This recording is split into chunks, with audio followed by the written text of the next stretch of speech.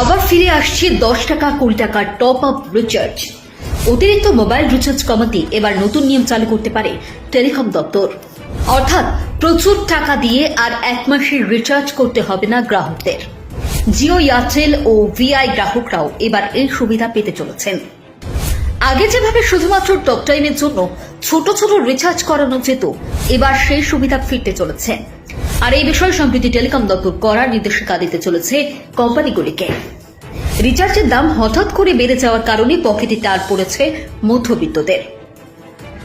তবে এবার মধ্যবিত্ত গ্রাহকের এই খরচ হয়তো অনেকটাই কমবে, কারণ সম্প্রতি ভারতের telecom regulatory authority of India telecom কোম্পানিগুলির কাছে আর্জি জানিয়েছে যাতে তারা আবার আগের মতো ডেটা প্যাক ছাড়া শুধু ভয়েস কলিং এর রিচার্জ প্ল্যান ফিরিয়ে নিয়ে আসেন।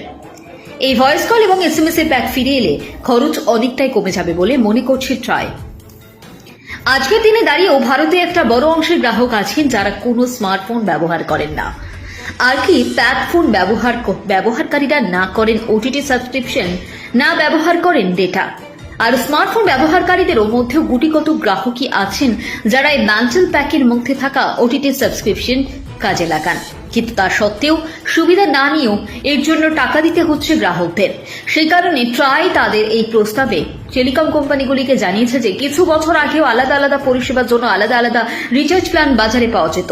আগে বিভিন্ন রঙে মিলত ভাউচার কার্ড, ভয়েস কলের টপ আপ আসতো লাল রঙে, কম্বো প্ল্যান আসতো নীল রঙে।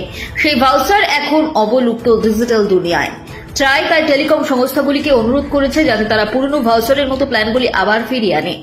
সম্প্রতি ট্রাই এই বিষয়ে একটি প্রস্তাব সহ কনসালটেশন পেপার প্রকাশ করেছে। এই বিষয়ে সাধারণ মানুষের কাছ থেকেও প্রস্তাব পরামর্শ চাওয়া হয়েছে। 16 আগস্ট পর্যন্ত মানুষেরা প্রস্তাব জানাতে পারবেন এবং তার প্রতি প্রস্তাব দেওয়ার সময় 23 আগস্ট পর্যন্ত। তারপর দুই পক্ষের মত বিবেচনা করে কি পদক্ষেপ করা যায় তা ঠিক করবে ট্রাই।